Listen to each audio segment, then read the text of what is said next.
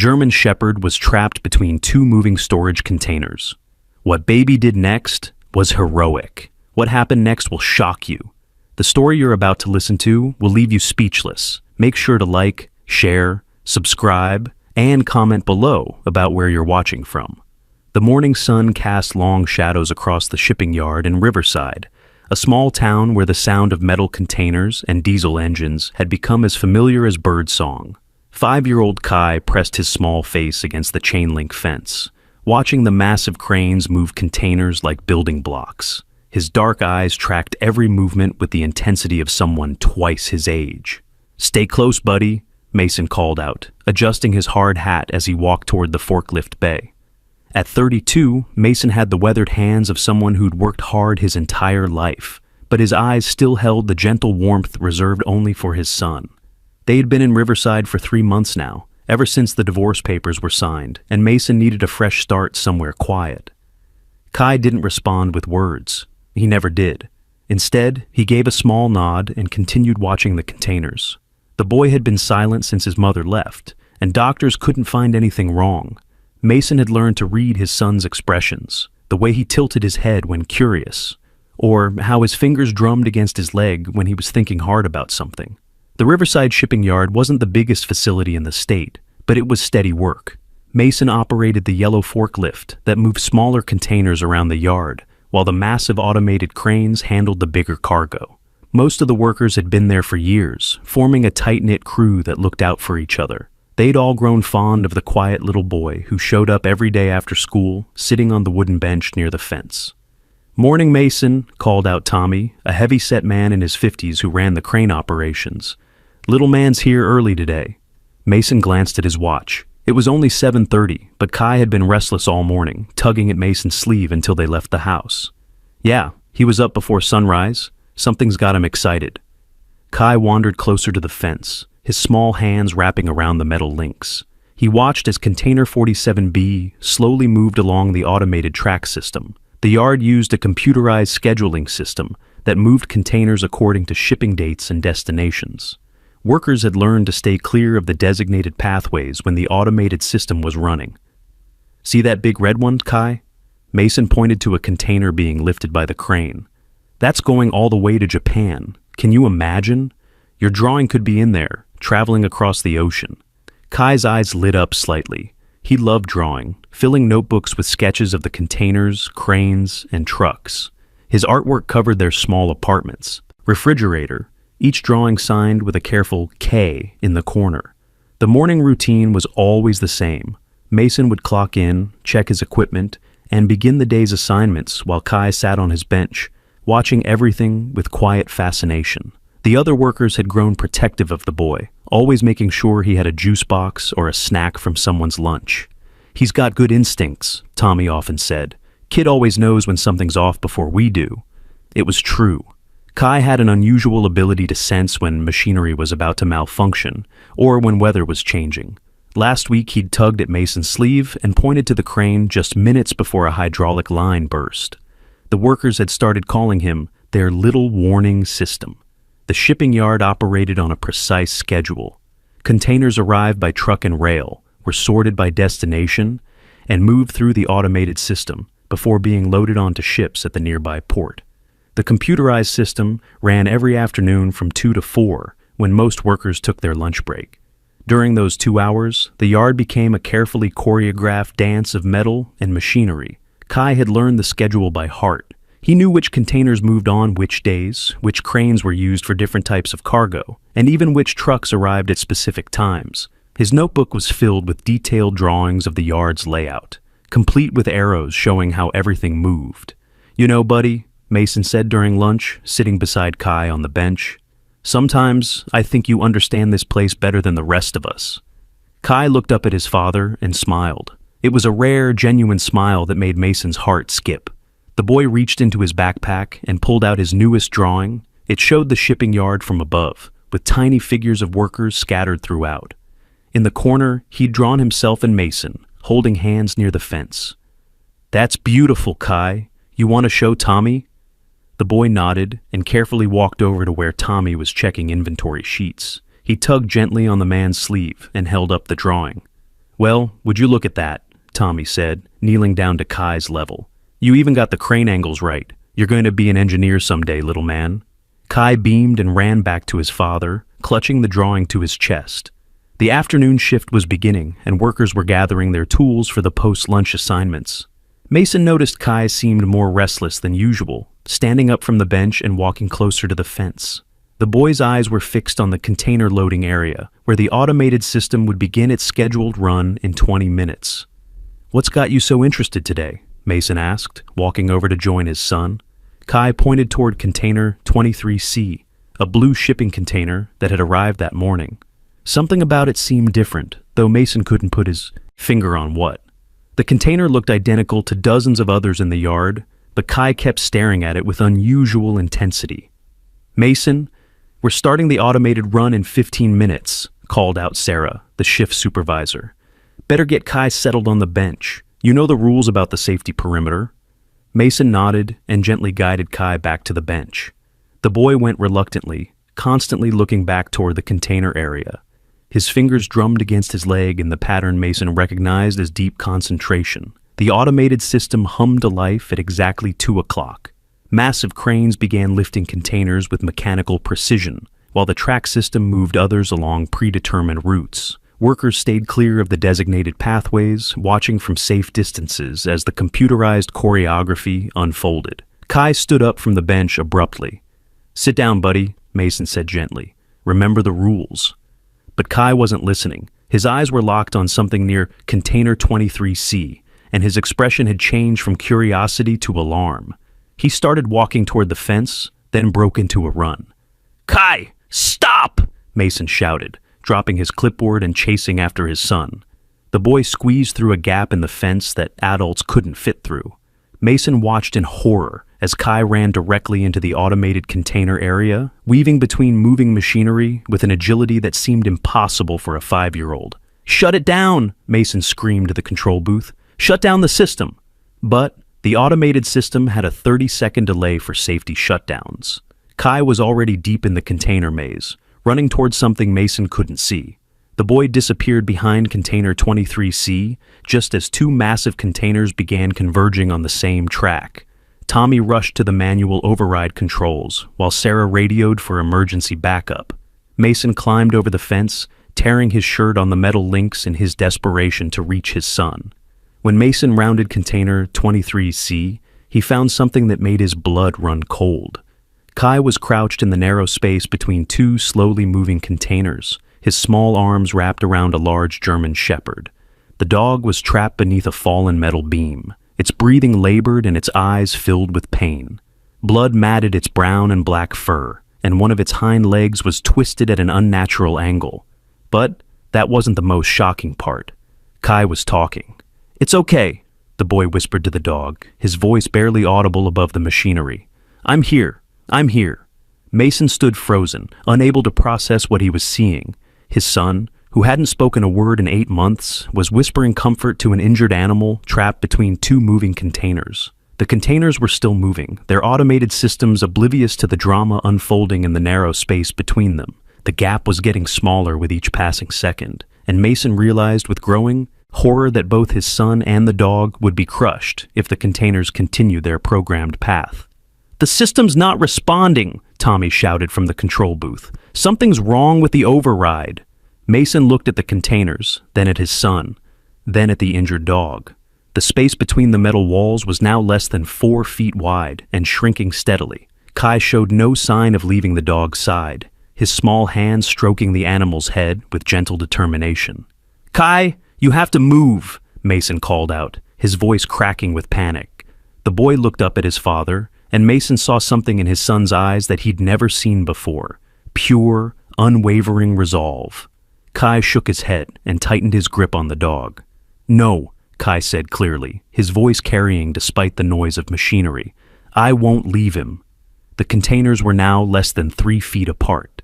Workers gathered around the perimeter, shouting suggestions and trying frantically to find a way to stop the automated system. But everyone knew the truth that no one wanted to speak aloud. They had less than 12 minutes before the containers would complete their programmed movement and crush everything in their path. The German shepherd lifted its head weakly, looking directly at Kai with eyes that seemed to understand everything. The dog's breathing was shallow, each exhale creating small puffs of dust in the confined space. Its collar was barely visible beneath the matted fur, but Mason could see something metallic glinting in the afternoon light. "Kai, listen to me," Mason said, his voice steadier than he felt. "I need you to crawl out of there right now. We'll find another way to help the dog." "No, Dad." Kai's voice was crystal clear, each word deliberate and strong. "He's scared. He needs me." The workers around the perimeter fell silent. Even Tommy stopped shouting instructions to the control booth. Everyone stared at the small boy who was speaking for the first time in months, his words cutting through the chaos like a bell. Sarah ran up to Mason, her face pale. "The main computer's locked up. We can't override the system remotely. Someone's going to have to manually disconnect the power cables, but they're located right next to the containers." Mason's mind raced. The power junction was less than 10 feet from where Kai crouched with the dog, but reaching it would mean entering the danger zone himself. The containers were now moving so slowly that their progress was barely visible, but Mason knew they were still closing the gap relentlessly. "How long?" he asked. 11 minutes, maybe 10, Sarah replied, checking her watch. "Once they reach the convergence point, there's no stopping them." Mason looked at his son, who was now humming softly to the injured dog. The German Shepherd's tail gave a weak wag, and its eyes remained fixed on Kai's face. There was something almost supernatural about the connection between the boy and the animal, as if they understood each other on a level that went beyond words. "I'm going in," Mason announced, removing his hard hat. "You can't," Tommy protested, grabbing Mason's arm. "If those containers shift even slightly, you'll both be trapped." "My son is in there," Mason said simply. "I'm not leaving him." He squeezed through the same gap in the fence that Kai had used, his larger frame barely fitting through the twisted metal. The automated system continued its mechanical symphony around him, oblivious to the human drama playing out in its path. As Mason approached the narrow space between the containers, he could see the situation more clearly. The German Shepherd was trapped beneath a heavy support beam that had somehow fallen from one of the containers. The beam was too heavy for Mason to lift alone, and the dog's position made it impossible to pull the animal free without causing more injury. "Dad," Kai said, looking up as Mason crouched beside them. "His name is Rex. He told me." Mason blinked, unsure how to respond. The dog certainly looked like a Rex, with its noble features and intelligent eyes, but Mason was more concerned with the practical problem of getting them all out alive. "Okay, buddy, Rex is a good name, but we need to figure out how to help him." Kai nodded seriously and pointed to the metal beam. "We need to lift it, but not pull him, push him through there." He indicated a small opening between the beam and the container wall. Mason examined the space Kai had pointed to. It was narrow, but it might be possible to slide the dog through if they could lift the beam just a few inches. The problem was that Mason couldn't lift the beam and guide the dog at the same time. "I need help," Mason called out to the workers gathered beyond the fence. "Can't risk it," Sarah called back. "Company policy. We can't put more people in danger." Mason felt a surge of frustration. Company policy meant nothing when his son's life was at stake. He looked around desperately for something he could use as leverage to lift the beam. "Dad," Kai said quietly. "Look." The boy was pointing to Rex's collar, which was now more visible.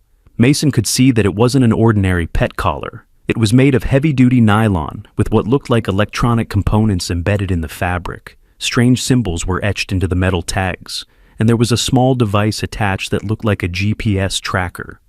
"This isn't a regular dog," Mason murmured, studying the collar more closely. Rex whimpered softly, and Kai immediately returned his attention to comforting the animal. "It's okay, Rex. We're going to help you." The containers were now less than 2 feet apart. Mason could feel the walls closing in, and the mechanical sound of the automated system seemed to grow louder with each passing second. They had maybe 8 minutes left. "I have an idea," Mason said, his voice tight with concentration. "But I need you to do exactly what I tell you, okay?" Kai nodded, his small hand still resting on Rex's head. Mason positioned himself at one end of the metal beam, bracing his feet against the container wall. "When I lift this beam, you need to help Rex crawl through that opening." "Can you do that?" "Yes," Kai said without hesitation. Mason gripped the beam and began to lift. The metal was heavier than he'd expected, and his muscles strained against the weight. Slowly, inch by inch, he raised the beam until there was just enough space for Rex to crawl through. "Now, Kai!" The boy spoke softly to Rex, his voice filled with an authority that seemed impossible for a 5-year-old. "Come on, Rex. This way. You can do it." The German Shepherd, despite its injuries, began to crawl toward the opening. Its movements were painful to watch, but the dog seemed to understand that this was its only chance. Rex pushed through the narrow space, guided by Kai's gentle hands and encouraging words. "That's it, Rex. Almost there." The dog's hindquarters cleared the beam just as Mason's strength gave out. The heavy metal crashed back down, missing Rex by inches. The German Shepherd collapsed on the other side, breathing heavily but free from the trap. "We did it," Kai whispered, crawling over to Rex and wrapping his arms around the dog's neck. But Mason's relief was short-lived. The containers were still moving, and now all 3 of them were trapped in the narrowing space. The walls were less than 18 inches apart, and Mason realized with growing horror that there wasn't enough room for them to escape the way they'd come in. "Kai, we need to move to the end of the containers," Mason said urgently. There might be more room there.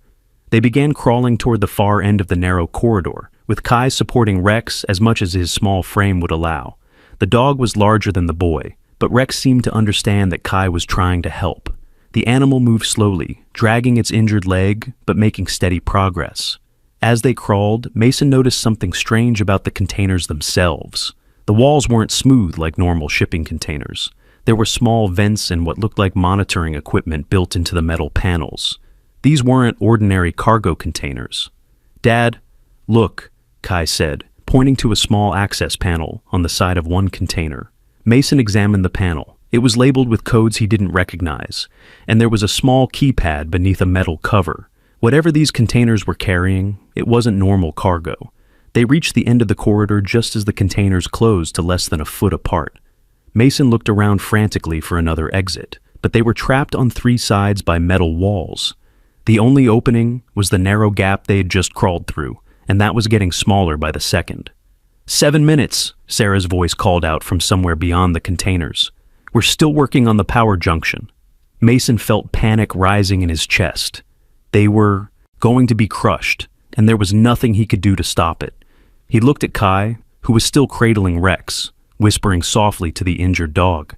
"I'm sorry, buddy," Mason said, his voice breaking. "I'm so sorry." "It's okay, Dad," Kai replied, looking up with surprising calm. "Rex has a plan." Before Mason could ask what he meant, Rex struggled to his feet. The dog moved to the access panel that Kai had noticed and began pawing at the metal cover. His claws scraped against the keypad, and Mason heard a series of electronic beeps. "What's he doing?" Mason asked. "He knows the code," Kai said matter-of-factly. "He's opening the door." Mason stared in disbelief as the access panel slid open, revealing a small tunnel that led into the container. Rex crawled through the opening, disappearing into the darkness beyond. "Rex!" Kai called out, starting to follow the dog. "Wait," Mason said, grabbing his son's arm. "We don't know what's in there." But Kai was already crawling through the opening, his small body fitting easily through the tunnel. Mason had no choice but to follow, squeezing through the tight space just as the containers closed to less than 6 inches apart. Inside the container, Mason found himself in a space that defied explanation. The walls were lined with sophisticated electronic equipment, and the air hummed with the sound of computers and ventilation systems. This wasn't a shipping container at all. It was some kind of mobile laboratory or command center. Kai was kneeling beside Rex in the center of the space, his hands exploring the dog's injuries with surprising skill. "He's hurt bad, Dad, but he's going to be okay." Mason looked around the strange environment, trying to process what he was seeing. There were monitors displaying complex data, communication equipment that looked military-grade, and what appeared to be medical supplies stored in sealed cabinets. "What is this place?" Mason whispered. Rex lifted his head and looked directly at Mason, and for a moment, the man could have sworn he saw intelligence in the dog's eyes that went far beyond what any normal animal should possess. "He's not just a dog, Dad," Kai said softly. "He's special. He's been waiting for us." Before Mason could respond, they heard voices outside the container, multiple voices speaking in low, urgent tones. Mason moved to a small viewport and peered out, his blood running cold at what he saw. Men in dark suits were surrounding the containers, and they were all carrying weapons. "We need to get out of here," Mason whispered, but as he turned back to Kai and Rex, he realized that their problems were just beginning. The dog was no longer lying down. Rex was standing, his injuries seeming less severe than they had appeared moments before. The German Shepherd moved to one of the computer terminals and placed his paw on a sensor pad. The screens around them flickered to life, displaying information that made Mason's head spin. Maps, satellite images, and what looked like classified documents flashed across the monitors. At the center of it all was a photograph of Rex, but the image was labeled with a designation that made Mason's blood run cold. Project Sentinel, Asset 7, status, missing. Kai looked up at his father, his young face serious beyond his years. "Dad, I think we're in big trouble." The sound of metal being cut came from somewhere outside the container. The men in suits were trying to get in, and Mason knew that whatever Rex was involved in, it was dangerous enough that people were willing to kill to get him back. "Can you make this thing move?" Mason asked Rex, feeling ridiculous for talking to a dog. Rex's response was to press another sensor, and suddenly the container shuddered. Mason realized with amazement that the container wasn't just a laboratory, it was a vehicle, capable of moving independently of the automated yard system. "Hold on," Mason told Kai, grabbing his son as the container began to accelerate. They were moving now, but Mason had no idea where they were going or what they were running from. All he knew was that his son had found something extraordinary in that shipping yard, and their lives would never be the same again. The container moved through the shipping yard with surprising smoothness, navigating between obstacles with precision that seemed impossible for an unmanned vehicle. Mason held Kai tightly as they felt the motion change directions several times, clearly avoiding the pursuing men. "How is this happening?" Mason asked, more to himself than to anyone else. Kai looked up at him with those serious dark eyes. "Rex is driving, Dad. He knows where to go." Mason watched in fascination as Rex operated the controls with his paws, pressing sensors and manipulating what looked like a sophisticated navigation system. The dog's movements were deliberate and confident, as if he'd done this hundreds of times before. "Rex," Kai said softly, "are you okay? Does your leg still hurt?" The German Shepherd turned his head toward the boy and made a soft whining sound that somehow conveyed reassurance. Rex's injured leg, which had appeared badly damaged just minutes before, now seemed to be supporting his weight without difficulty. "Dad, I think he was pretending," Kai said, his voice filled with wonder rather than accusation. Mason studied Rex more carefully. The blood that had matted the dog's fur was still there, but the animal's movements showed no signs of the severe injuries they'd witnessed. Either Rex was an exceptional actor, or something else entirely was going on. The container came to a smooth stop, and Rex moved away from the controls. Through the small viewport, Mason could see they were in a different part of the shipping yard, hidden behind a row of legitimate cargo containers. The sound of shouting voices and running footsteps came from somewhere in the distance, but they seemed to be getting farther away. "We lost them," Mason said with relief. Rex approached one of the medical cabinets and used his snout to open a latch. Inside, Mason saw supplies that looked far more advanced than anything he'd expect to find in a standard first aid kit. There were devices he didn't recognize, medications with labels he couldn't read, and what appeared to be surgical instruments designed for precision work. "Rex, what are you?" Mason asked quietly. The dog looked at him for a long moment, then moved to another computer terminal. Rex pressed a sequence of sensors, and a new screen appeared showing what looked like a personnel file. Mason read the information with growing amazement. Subject designation, REX-7 species, Canis, Lupus familiaris, enhanced cognitive enhancement, level 9, maximum physical modifications, regenerative healing, enhanced strength, improved sensory capacity, training completion, 100%. Mission status, active handler, Dr. Elena Vasquez, deceased. Enhanced, Mason read aloud. What does that mean? Kai was running his hands through Rex's fur, examining the areas where they'd seen blood and injuries. "Dad, look, he's all better now." Mason knelt down beside his son and saw that Kai was right. The wounds that had appeared so severe were now reduced to minor scratches. The twisted leg showed no signs of damage.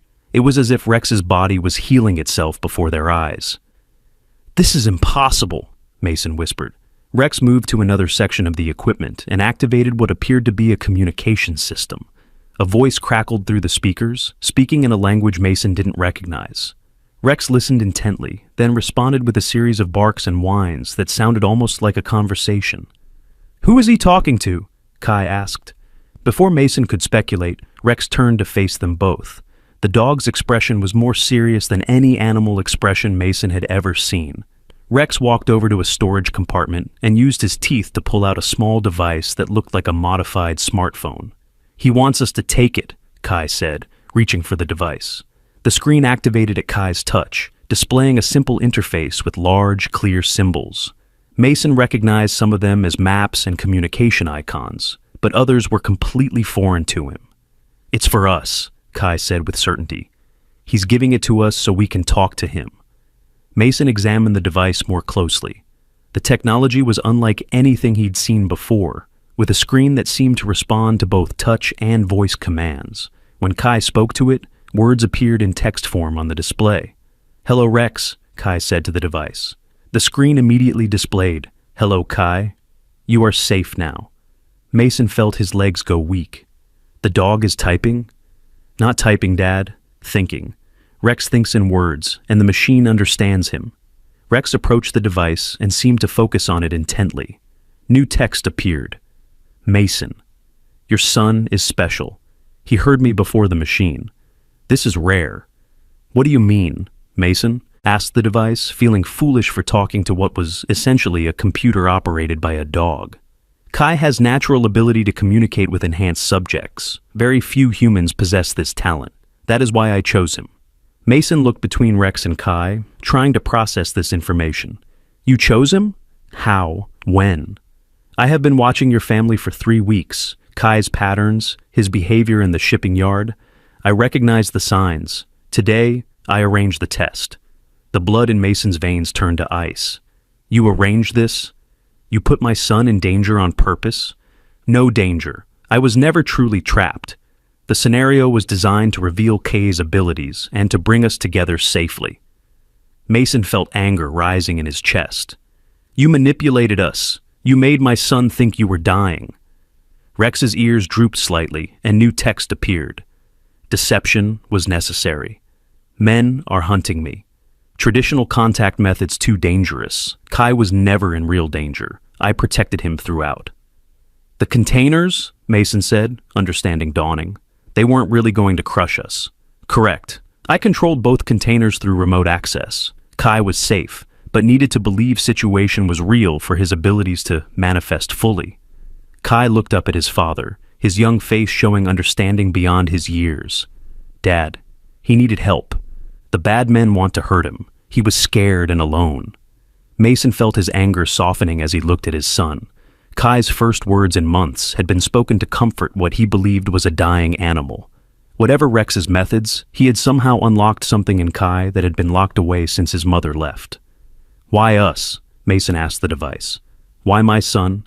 Dr. Vasquez, my handler, was killed 3 days ago.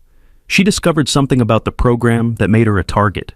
Before she died, she programmed me to find someone with natural communication abilities, someone who could help me complete her mission." The screen displayed a photograph of a woman in her 40s with kind eyes and graying hair. She wore a lab coat and was smiling at whoever was taking the picture. Beside her stood Rex, looking younger, but unmistakably the same dog. "What mission?" Mason asked. "Dr.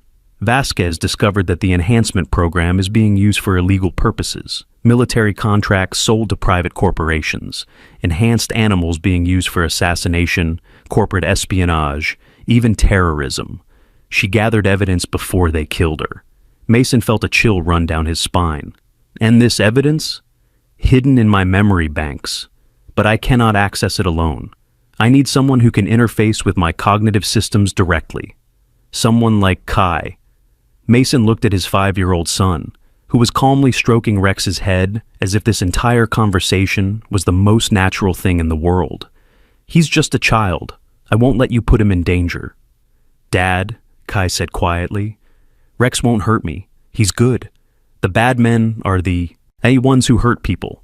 Kai is correct, appeared on the screen. My programming prevents me from harming innocents, but the men hunting me have no such restrictions. They will kill anyone who has seen me, including your son. Mason felt the weight of the situation settling on his shoulders. So we can't go back to our normal lives. Not until the evidence is revealed and the responsible parties are arrested. Dr. Vasquez died trying to expose this conspiracy. Her work must not be wasted. Rex moved to another part of the mobile laboratory and activated a different system. Screens around them displayed news footage from various sources, all showing the same basic story. Reports of unusual animal attacks in different parts of the country, highly trained animals appearing in locations where they shouldn't be, and several unexplained incidents involving what witnesses described as impossibly intelligent dogs and other creatures. How many of you are there? Mason asked. 47 enhanced subjects were created. 12 have been recaptured or killed. 23 are being used for illegal operations. 11 others are free but in hiding. I am the only one with access to the evidence. Kai studied the screen with intense concentration. Rex, can I help you remember? Yes, Kai. But it requires direct mental contact. It may be uncomfortable for you. Will it hurt him? Mason asked, his protective instincts flaring. No physical harm. But Kai may experience my memories as if they were his own. Some of these memories are disturbing. Mason knelt down beside his son. Kai, buddy, this is a big decision. You don't have to do this. Kai looked up at his father with those serious dark eyes. Dad, if we don't help Rex, the bad men will keep hurting people, and they'll hurt us too. The simple logic of a 5-year-old cut through all of Mason's complicated adult fears.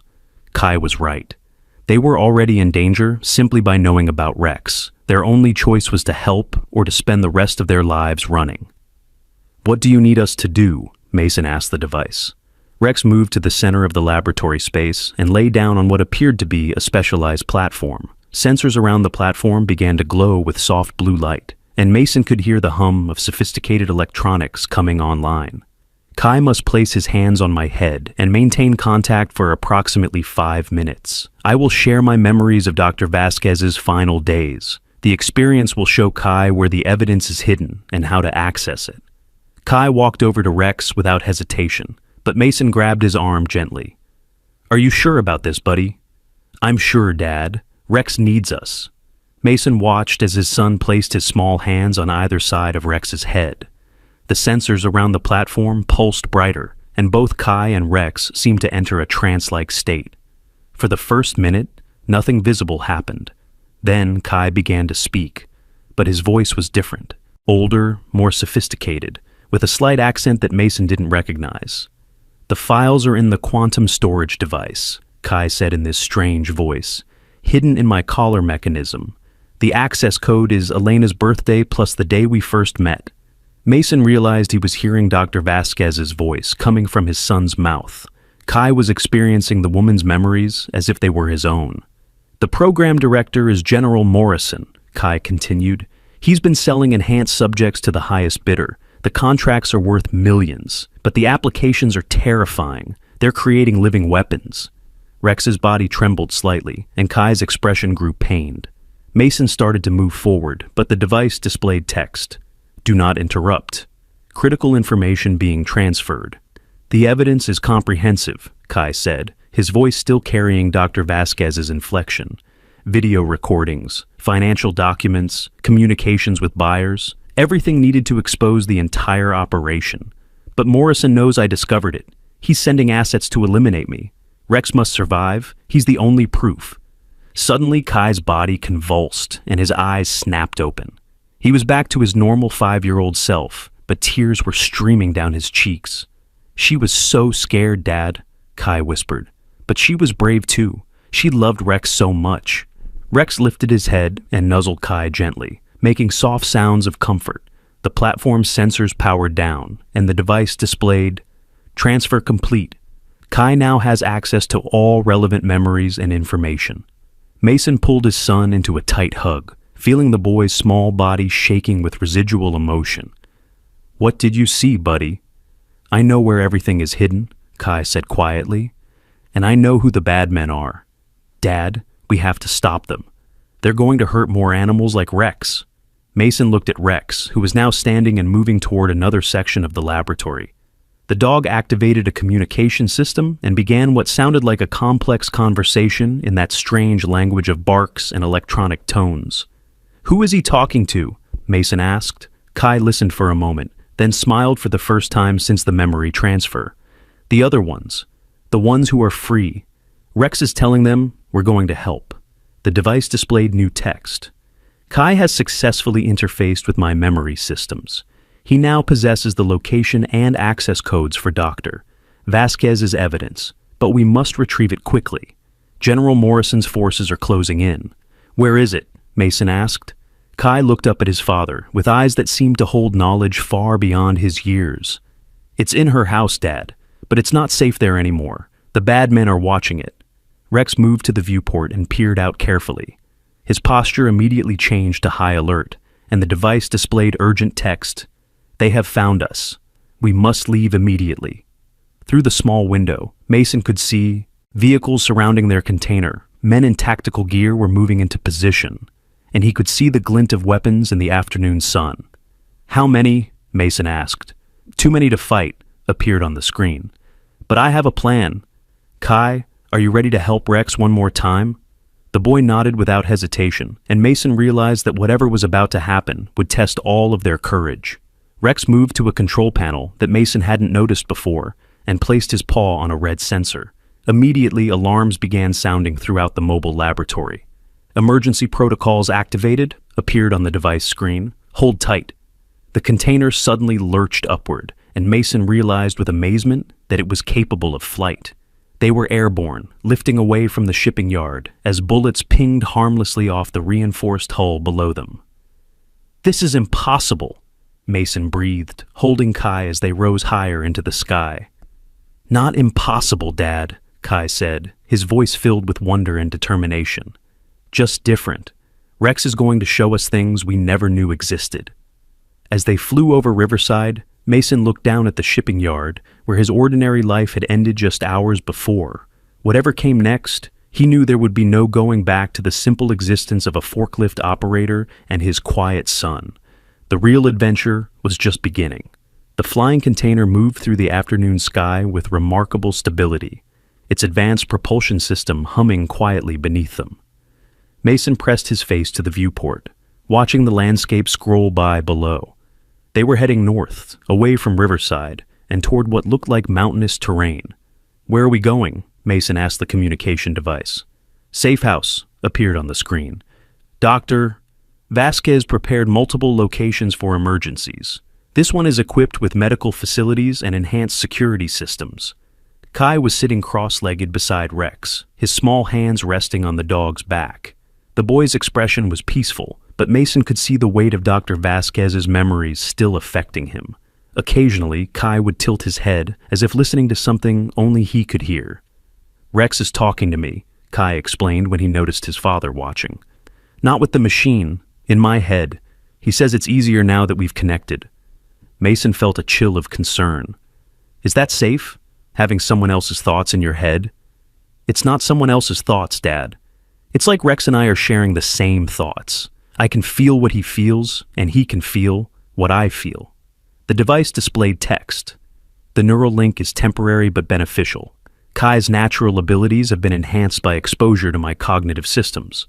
This will help us work together more effectively." "But he's still my son," Mason said firmly. "He's still just a little boy." "Yes," appeared on the screen, "but a little boy with extraordinary capabilities. Dr. Vasquez's memories have shown Kai things about the enhancement program that even I did not fully understand." Kai looked up at his father with those serious dark eyes. "Dad, the bad things they're doing are worse than we thought. They're not just making smart animals. They're making animals that can hurt people in ways nobody would suspect."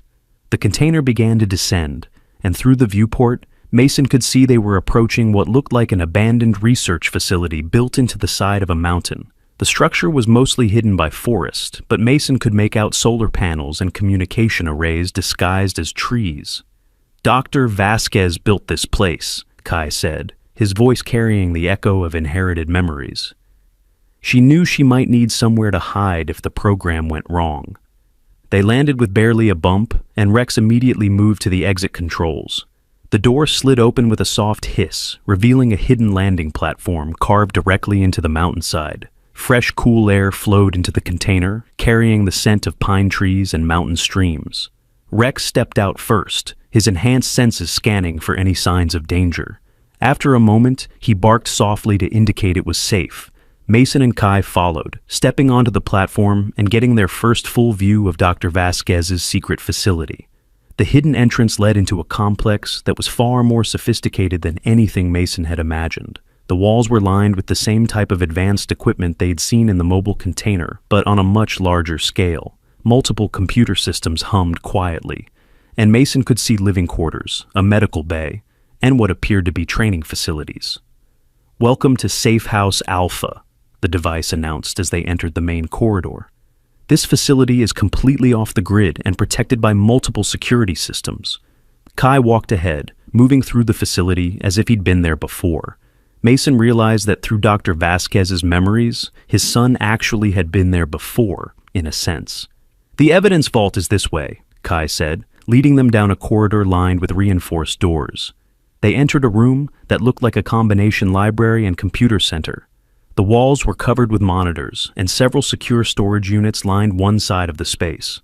Rex moved to one of the storage units and pressed his paw against a biometric scanner. "Access denied," an automated voice announced. "Handler authorization required." Rex looked at Kai, and the boy nodded understanding. Kai placed his small hand on the scanner beside Rex's paw. For a moment, nothing happened. Then the scanner flickered, and Mason heard the sound of multiple locks disengaging. "Access granted. Welcome, Dr. Vasquez." Mason felt his blood run cold. "It thinks Kai is Dr. Vasquez." "In a way, I am," Kai said softly. "Her memories are part of me now. The scanner recognizes her thoughts in my mind." The storage unit opened, revealing dozens of data drives, documents, and what appeared to be video recordings. Rex began pulling items out with his teeth, arranging them on a nearby table with careful precision. "Everything is here," the device displayed. "Financial records, communication intercepts, video evidence of unauthorized operations. Enough to bring down the entire program." Mason examined some of the documents, though much of the technical language was beyond his understanding. What he could understand was damning enough. Purchase orders for enhanced animals sold to private military companies, expense reports for operations in foreign countries, and communication logs showing coordination with known criminal organizations. "This is it," Mason said quietly. "This could actually stop them." Kai was studying one of the video files on a nearby monitor. The footage showed Rex and other enhanced animals being trained in what appeared to be assassination techniques. Mason watched in horror as dogs, cats, and even birds were taught to deliver targeted attacks with precision that seemed impossible for animals. "They're making them into killers," Mason whispered. "Not all of them," Kai said, his voice carrying Dr. Vasquez's knowledge. "Some of us were made for other things. Rex was designed for intelligence gathering and protective operations. But General Morrison changed the program after Elena started asking questions." Rex moved to another monitor and activated what appeared to be a communication system. The screen filled with video feeds from multiple locations, showing other enhanced animals in various situations. Some were in military facilities, others appeared to be in urban environments, and a few looked like they were in the wild. "The network" appeared on the device screen. All enhanced subjects maintain contact through encrypted channels. Dr. Vasquez built the system to monitor their welfare and coordinate rescue operations when necessary. One of the video feeds caught Mason's attention. It showed a German Shepherd that looked remarkably similar to Rex, but this one was in what appeared to be a suburban backyard with a family. Children were playing with the dog, completely unaware of its enhanced nature. "That's Shadow," Kai said, reading Rex's thoughts. "He's pretending to be a normal pet to hide from the bad men, but he's helping to protect that family from criminals who want to hurt them." Another feed showed a cat moving through what looked like a corporate office building at night. The animal moved with purpose and intelligence, clearly on some kind of mission. "Stealth reconnaissance," the device explained. "Luna is gathering evidence of corporate corruption for a whistleblower who was too frightened to act alone." Mason began to understand the scope of what Dr. Vasquez had created. The enhanced animals weren't just weapons or tools. They were individuals with their own personalities and moral codes, capable of making decisions about right and wrong. "Rex," Mason said, looking at the German shepherd who had started this incredible journey, "what do you want to do with this evidence?" Rex moved to the communication device and seemed to concentrate intently. New text appeared. "Doctor, Vasquez wanted to give the enhanced subjects a choice. Free those who wish to live normal lives, protect those who choose to continue their missions, and expose the criminal elements that have corrupted the program." "And you trust us to help with that?" Mason asked. "Kai has proven himself capable of understanding our nature. You have proven yourself willing to protect your family and innocent others. Together, we can complete Dr. Vasquez's mission." Kai was studying another video feed, this one showing what appeared to be a news broadcast. The reporter was standing outside a government building, discussing recent allegations about illegal military contracts. "Dad, look," Kai said excitedly. "Someone's already starting to investigate." Mason read the news ticker scrolling across the bottom of the screen. "Senator Williams announces investigation into unauthorized military enhancement programs. Whistleblower protection promised for program insiders." "Senator Williams" appeared on the device. "Dr. Vasquez was preparing to contact her when she was killed. The senator has been investigating military contractor fraud for 2 years." Rex barked excitedly and moved to another computer terminal. He activated what appeared to be a secure communication system and began what sounded like a complex conversation in his electronic language. "What's he doing?" Mason asked. "Contacting Senator Williams' office," Kai translated. "Rex is setting up a meeting to transfer the evidence." The idea of walking into a government building with classified materials and an enhanced military dog struck Mason as incredibly dangerous. "Won't they arrest us?" "Senator Williams has immunity powers for congressional investigations," the device explained. "She can offer protection in exchange for testimony." Mason looked at his son, who was calmly organizing evidence files with the efficiency of someone far older than 5. The boy moved with purpose and understanding that seemed to come from his connection with both Rex and Dr. Vasquez's memories. "Kai, are you sure you want to do this? Once we turn over this evidence, there's no going back to our quiet life in Riverside." Kai looked up at his father, and Mason saw something in his son's eyes that hadn't been there before. Confidence, purpose, a sense of belonging that had been missing since his mother left. "Dad, our quiet life wasn't really that quiet, was it? I wasn't talking. You were sad all the time. We were both just waiting for something to happen."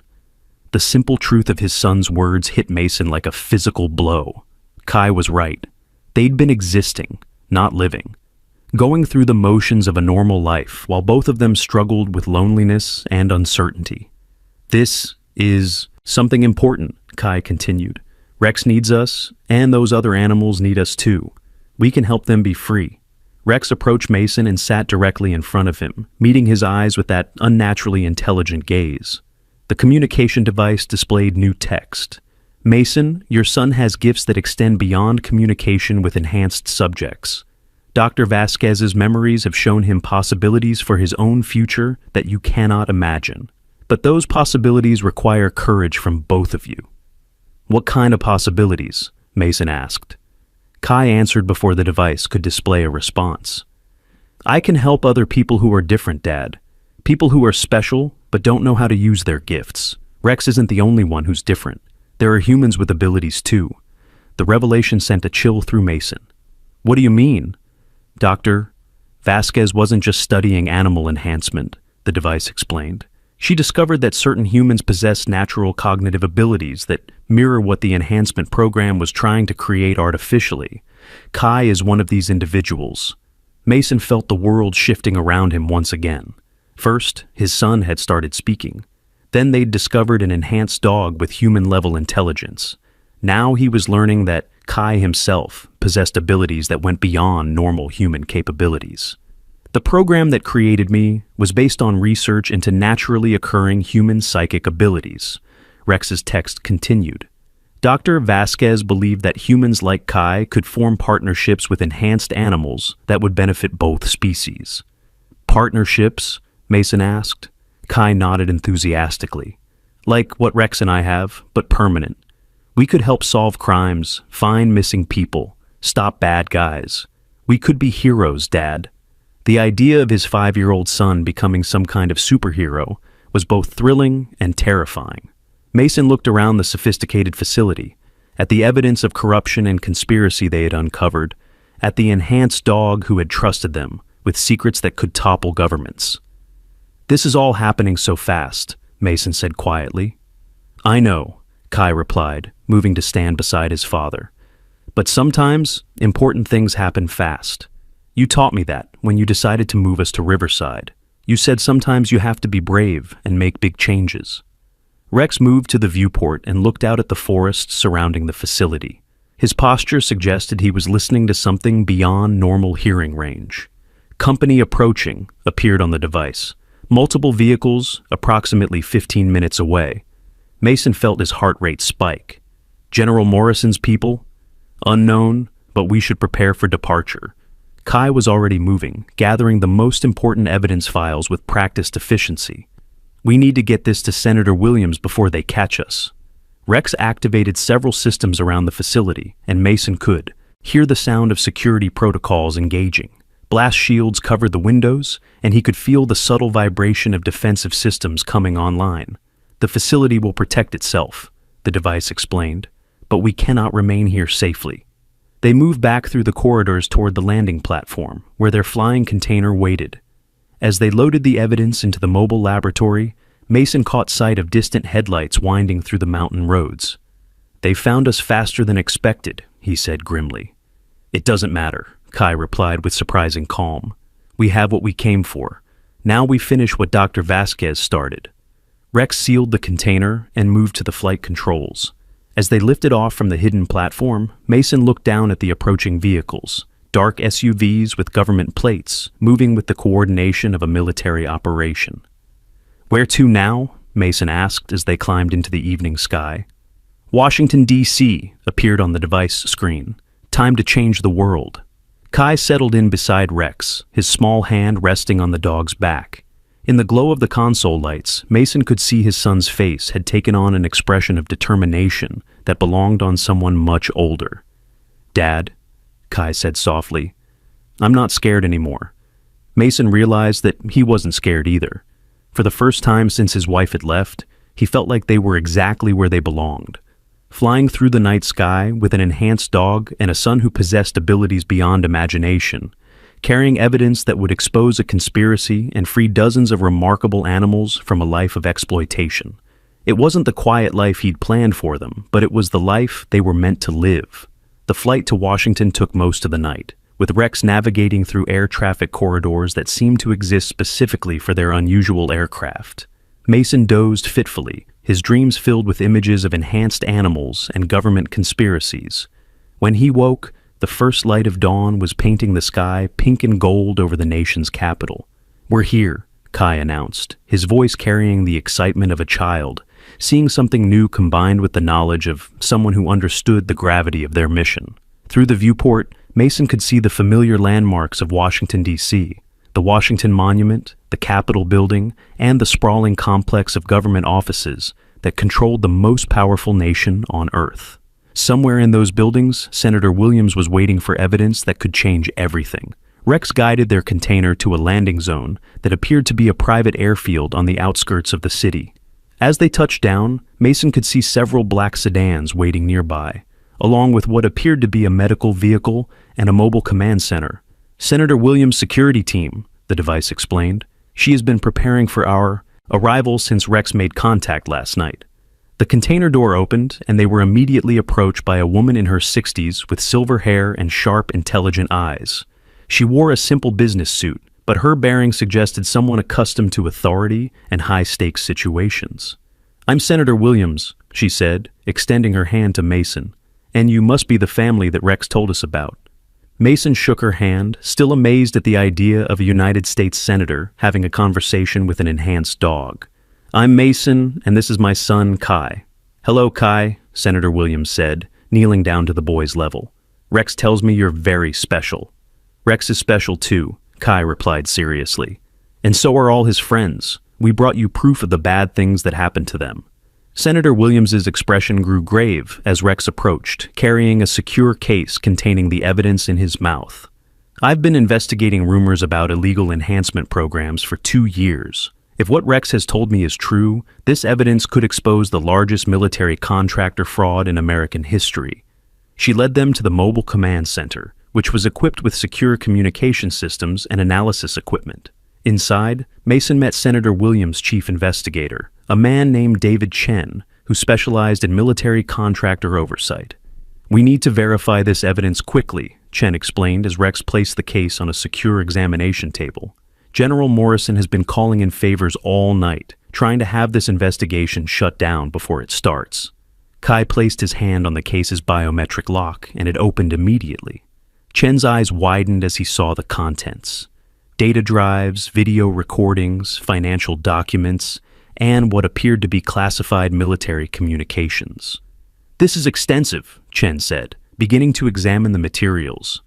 "If this is authentic, it's enough to bring down Morrison and dozens of his associates." Rex moved to a computer terminal and activated the communication device. Text appeared on the screen. "All evidence has been verified through blockchain authentication. Dr. Vasquez embedded cryptographic signatures in every file to prevent forgery." Senator Williams studied the documentation with the practiced eye of someone who had spent decades reviewing complex legislation and investigations. "This is damning," she said quietly. "Enhanced animals sold to private military companies, unauthorized operations in foreign countries, assassination contracts with criminal organizations." One of the video files showed Rex himself, but much younger, being trained in what appeared to be lethal combat techniques. Mason watched in horror as trainers taught the dog how to incapacitate humans without leaving obvious signs of animal attack. "They were turning them into living weapons," Senator Williams said, her voice filled with disgust. "Not all of us accepted that training," appeared on Rex's device. "Dr. Vasquez helped many of us resist the more violent aspects of the program, but those who refused were scheduled for termination." Kai was studying another video file, this one showing Dr. Vasquez in what appeared to be her final days. The woman looked exhausted and frightened, but her voice was steady as she spoke to the camera. "If you're watching this, it means they've probably killed me," Dr. Vasquez said on the recording. "The enhancement program has been corrupted beyond recognition. What began as an attempt to create animal partners for military and rescue operations has become a factory for producing biological weapons." Mason felt a chill as he watched the woman whose memories now lived in his son's mind. Dr. Vasquez continued, "Rex and the other enhanced subjects are not weapons. They are individuals with their own thoughts, feelings, and moral codes. They deserve the same protections we would give to any intelligent being." "She was brave," Kai said softly, tears running down his cheeks. "She knew they were going to hurt her, but she kept trying to help Rex and the others." Senator Williams placed a gentle hand on Kai's shoulder. "Because of her courage, and because of yours, we can make sure her work wasn't wasted." Chen was reviewing financial documents that showed the scope of the illegal operations. "These contracts are worth hundreds of millions of dollars," he said in amazement. "Morrison has been selling enhanced animals to everyone from drug cartels to foreign intelligence services." Rex activated another communication channel, and the screens around them filled with video feeds from enhanced animals around the world. Mason saw the cat they had observed earlier, now documenting criminal activity in what appeared to be a corporate boardroom. Another feed showed a bird perched outside a window, clearly recording a conversation between two men discussing illegal weapons sales. "The network," Senator Williams said with growing understanding. "They're all gathering evidence." "We've been building a case for months," appeared on Rex's device. "But we needed human allies to help us present it to the authorities." One of the feeds caught Mason's attention. It showed the German shepherd named Shadow, the one they'd seen playing with children in a suburban backyard. But now Shadow was in what appeared to be a dangerous situation, surrounded by armed men in a warehouse. "Shadow's in trouble," Kai said, reading Rex's thoughts. "He found something important, but the bad men caught him." Rex immediately activated what appeared to be an emergency communication system. His electronic barks and whines took on an urgent quality, and Mason could see responses coming in from multiple sources on the network. "What's happening?" Senator Williams asked. "Rescue operation," the the device explained. Shadow discovered a facility where General Morrison is holding captured enhanced subjects. He was gathering evidence when he was detected. The video feed from Shadow's location showed the dog surrounded but not captured. His enhanced abilities were clearly superior to normal canine capabilities, as he moved with tactical precision that kept him ahead of his pursuers. "Can we help him?" Kai asked urgently. Rex looked at the boy, then at Senator Williams. Shadow needs immediate extraction, but official rescue operations would take too long to coordinate. Senator Williams studied the tactical situation on the screens. "Where is this facility?" 30 miles outside Washington, the device responded. Abandoned industrial complex that Morrison has been using as a black site detention center. Mason felt his protective instincts warring with his desire to help. The idea of putting Kai in danger was terrifying, but he could see his son's determination to help Shadow and the other captured animals. "There's another way," Kai said suddenly, his voice carrying the certainty that came from his connection with Rex and Dr. Vasquez's memories. "We don't need to fight them. We just need to make them too busy to stop us." Rex's ears perked up with interest, and text appeared on the device. "Explain." Kai moved to the communication systems and placed his hands on the interface. Immediately, Mason could see his son connecting with the enhanced animal network in ways that even Rex hadn't expected. "All the evidence we've gathered," Kai said, his voice taking on an authority that seemed impossible for a 5-year-old. "We don't just give it to Senator Williams. We give it to everyone, every news station, every website, every social media platform, all at the same time." Senator Williams' eyes widened. "A coordinated information release, simultaneous disclosure to multiple sources to prevent suppression." "While they're scrambling to control the information leak," Kai continued, "Rex and I can get to Shadow and the others." Mason grabbed his son's arm gently. "Kai, that's too dangerous. These people have already killed Dr. Vasquez. They won't hesitate to hurt a child." "Dad, they're already trying to hurt us," Kai replied with simple logic. "But now we have friends, lots of friends." The screens around them showed enhanced animals in dozens of locations, all responding to Kai's communication through the network. Birds taking flight toward the detention facility, cats emerging from hiding places throughout the city, dogs breaking away from their handlers or escaping from secure facilities. "They're all coming," Rex confirmed through the device. "Kai has activated a rescue protocol that Dr. Vasquez programmed but never expected to use." Senator Williams was coordinating with her staff to prepare for the massive information release. "We can have this evidence distributed to every major news outlet in the country within 2 hours," she said. "But are you sure you want to put yourselves at that kind of risk?" Mason looked at his son, who was calmly directing a complex operation involving dozens of enhanced animals across multiple states.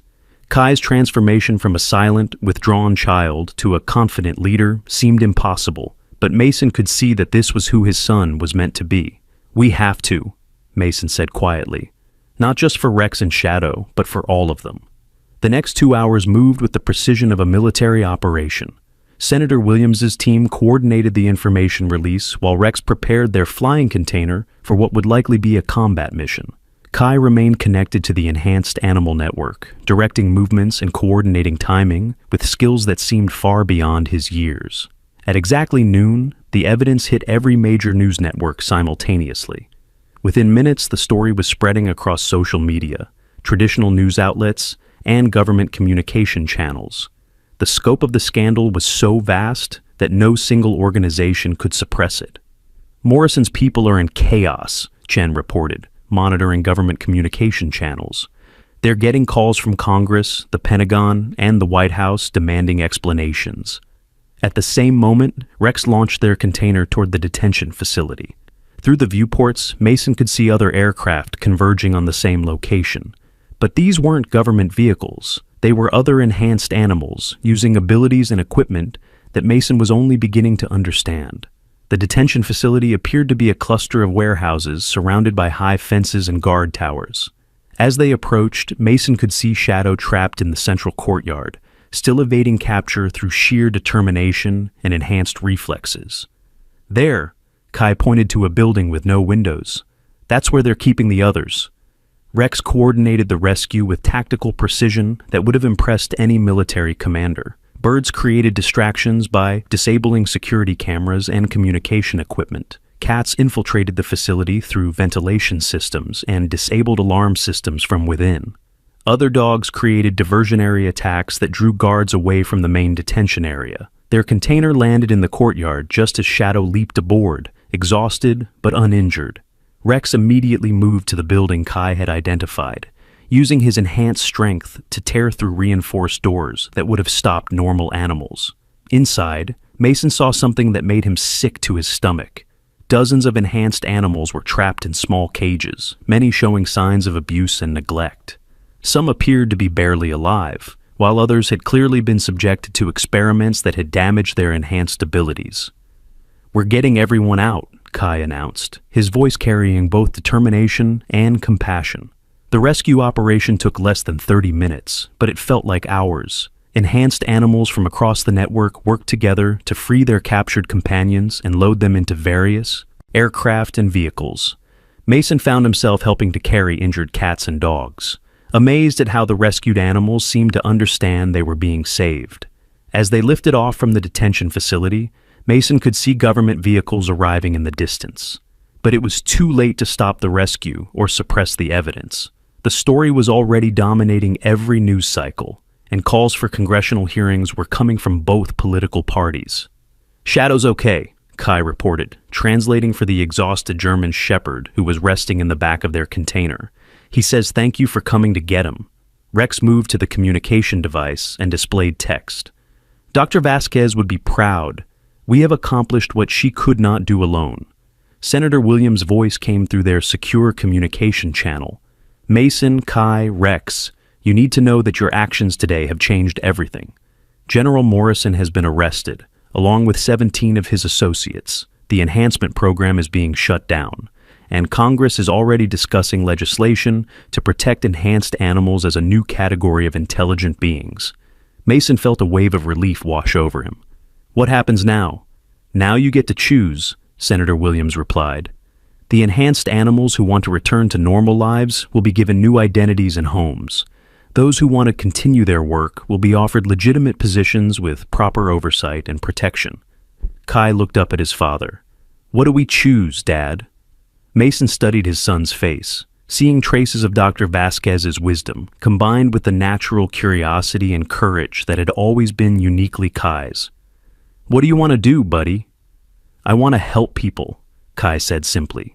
"Rex and I together. We can find missing kids, stop bad guys, help people who are lost or scared." Rex moved closer to the boy and rested his head against Kai's shoulder. The communication device displayed, "Partners. Always." 6 months later, Mason stood in the backyard of their new home in Virginia, watching Kai and Rex play fetch with a ball that seemed to defy gravity. Their lives had changed in ways he never could have imagined, but they had found something that had been missing since his wife left: purpose. Kai attended a special school designed for children with enhanced abilities, where he learned to control and develop his natural talents. Rex worked with a new government program that provided enhanced animals with meaningful careers in law enforcement, search and rescue, and environmental protection. "Dad!" Kai called out, running toward the house with Rex at his side.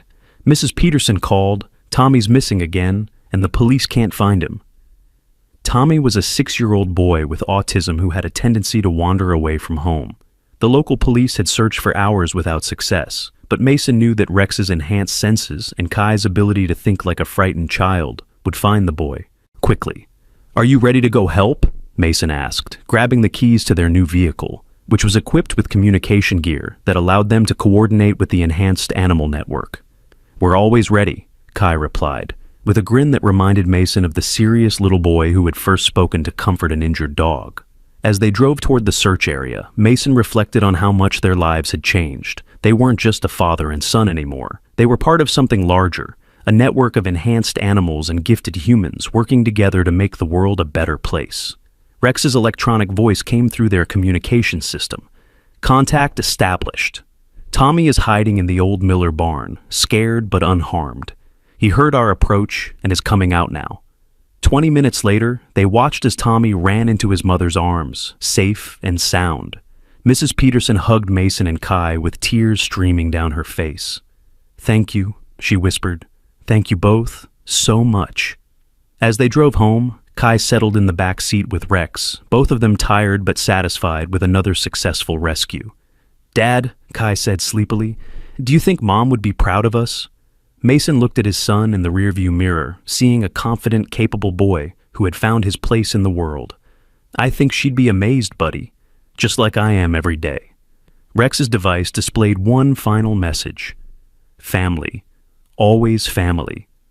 And Mason knew that whatever challenges they might face in the future, they would face them together. A man, his extraordinary son, and a dog who had taught them both that being different wasn't something to hide from, but something to celebrate. The quiet shipping yard in Riverside seemed like a lifetime ago, but Mason wouldn't trade a single moment of the adventure that had brought them to where they belonged. Don't forget to like, share, subscribe, and comment below about where you're watching from.